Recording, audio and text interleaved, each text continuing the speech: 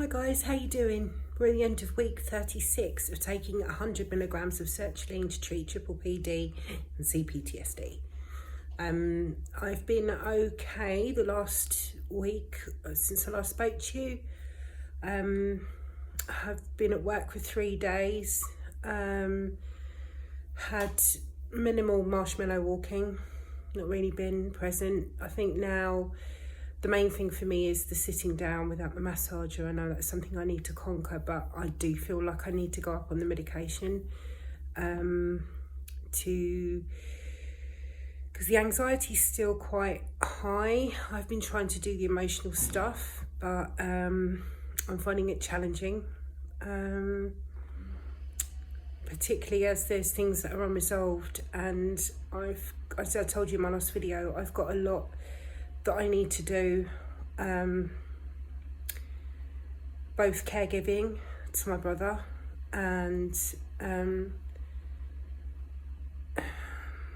I've got to go to Spain to my dad's property and sort that out because he passed away, and yeah, so people think, oh wow, I'd love to go to Spain, but I don't feel like I can fly. Because I did have a problem with my ears, and I'm affected by weather, for goodness sake. I'm definitely going to be affected on an aeroplane.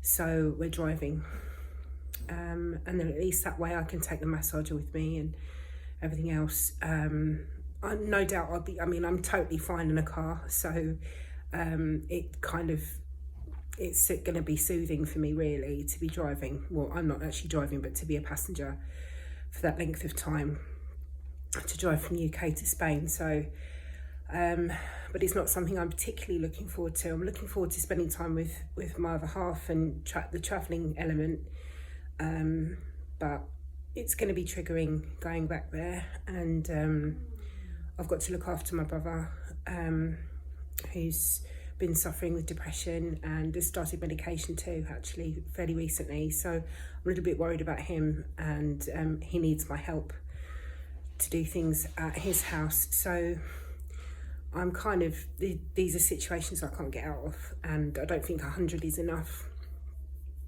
So I did pick up a prescription because I had my HRT review, and they decided to keep me on it, even though it's not helped massively. It's helped with the night sweats I was getting, because I think, and the doctor thinks as well, there's lots of crossovers going on hormonally, because of my age, but also because of, like I said to you before, stress lowers estrogen, and estrogen blocks cortisol. So naturally I'm going to have more cortisol in my system. And I've put a lot of weight on my belly, and that's where cortisol kind of puts it on you, apparently. So I've decided to stay on the HRT, and she's given me 150 milligrams of sertraline, but I'm going to go up by 25 milligrams at a time. So we'll see what happens. I think I probably need to start doing that next week. I'm in Margate at the moment. I've had things to do down here, and I'm going home tomorrow. So yeah, I'm probably going to start it next week on the 125. So after 36 weeks on 100. This is how it goes, guys, with meds. It's kind of, it takes a while before you know what your dose is and what's really helping. It takes a while to actually bed into your system. So yeah, so that's that. I've had a fairly good week, so I'm just turning the massager on again.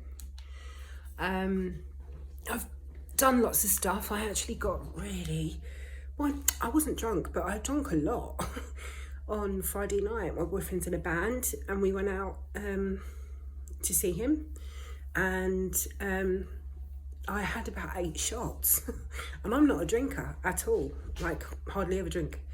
So but I just had a really good night. I wasn't hungover particularly, I was just tired because we didn't get much sleep. He didn't come off stage until 1:30, and then it takes about an hour to pack the drums away and everything. So that's that. But that was a really good night. I was dancing.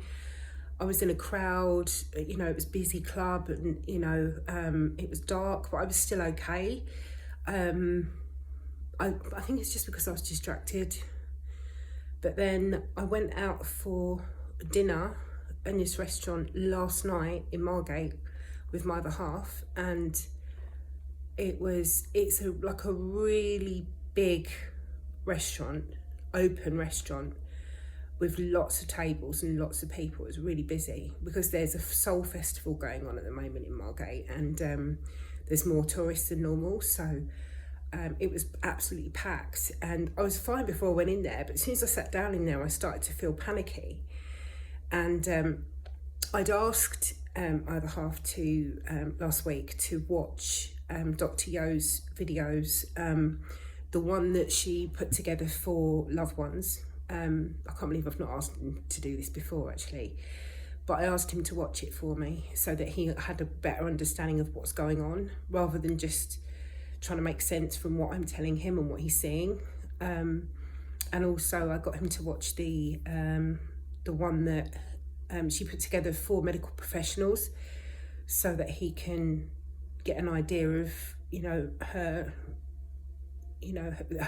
how honest she is, and how she knows what she's talking about, basically. So she's not some charlatan, trying to swindle people like other people, like I mentioned. Anyway, naming no names, but anyone that's had this for a while will know exactly what I'm talking about. Somebody in Australia charging thousands and thousands of dollars for neuroplasticity programs, just taking advantage of very unwell, confused people. It's just, anyway, that's another story. But he watched the videos, and he knows now if I'm really bad, if I say I'm like a 9, even though I don't talk about my symptoms anymore, I just don't talk about them. But in certain environments, he sort of looks at me and knows, like, I might be feeling a bit rubbish. And if he says, you're all right, and I'll say I'm a 9, rather than saying I feel this or I feel that, because I don't want my brain to hear me say it, I'll sort of say I feel like, I'll scale it on 1 to 10 scale. And a 9 is high, that's bad. A 10 is like a panic attack. I haven't had a panic attack since I've been on sertraline, I must admit. There's a couple of times where I felt like I was gonna, but nothing happened. Oh, mind you, no, there was one, actually, that's a lie. There was one, but it was months ago. And I think there was some sort of high stress situation that happened beforehand. But anyway, that's neither here nor there.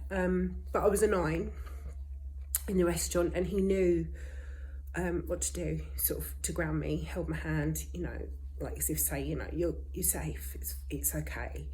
And just knowing that he now understands what's happening to me, that this isn't just anxiety, and it's not, I haven't got anything wrong with my brain, it's just making incorrect predictions, but that can be unlearned. So he gets it now. So that's really helpful. I highly recommend that if you haven't given that video to loved ones, or given Yonique's video to doctors that she made specifically for them, then please check out my PPPD daily help playlist, and you'll find those 2 videos, the one for loved ones and the one for doctors. You'll find them both in there, and then you can share them accordingly. Anyway, Steve, if you're out there, Steve's Long COVID Journey channel, big shout.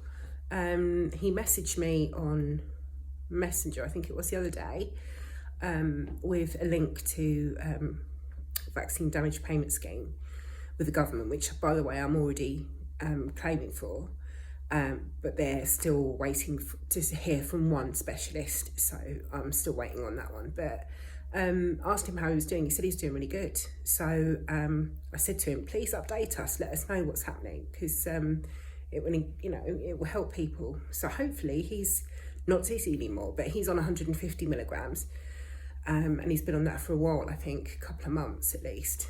So yeah, guys, I'm going to go up to 125. But yeah, I've had pretty much a good week.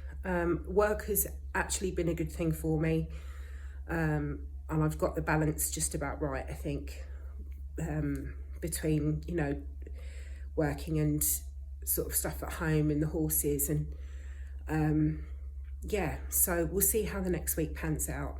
I did just really quickly want to share, because it's quite late here and I'm tired, but I found some more coping tools. I'm just looking on my iPad now, which I found really helpful. This is from a trauma specialist. Bear with me. I mean, there's all sorts of stuff about breathing, but we already know about that. Says, you know, if you know, because we all get different symptoms with this, but if you're shaking or trembling, it says take full yet slow and easy breaths. No need to breathe too deeply though. If you can, sit in a chair or on a sofa and wrap a blanket or comforter around yourself, and some people feel better if they also cover their heads. And then if you're feeling numb, which I felt like that quite a few times, it says, if you're feeling numb, gently squeeze your forearms with opposite hands. Also increase awareness by noticing the environment through the five senses. What do you see, hear, smell?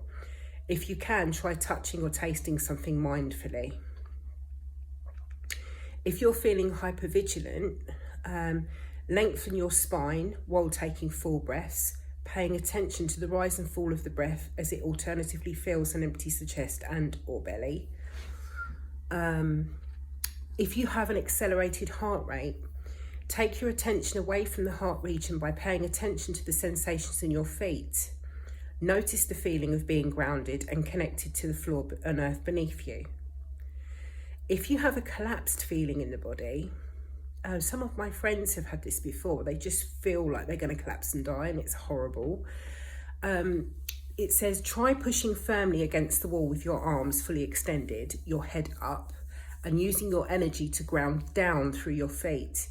Notice the feeling of sturdiness in your body as you push. And if you have the feeling, if you feel the impulse to hurt yourself or somebody else, push against the wall without aggression, and instead focus with awareness on a sense of grounding, starting with your feet and then moving through your body. Breathe full breaths and keep bringing your thoughts back to your body sensations and away from the focus of your desperation, anger or rage. If feeling disconnected or experiencing depersonalization, start by slowing the pace of whatever you're doing. Then firmly but gently squeeze the forearms, calves, thighs, whatever feels enlivening to you. If feeling frozen or panicked, sit comfortably in a chair or sofa, wrap yourself in a comforter or blanket.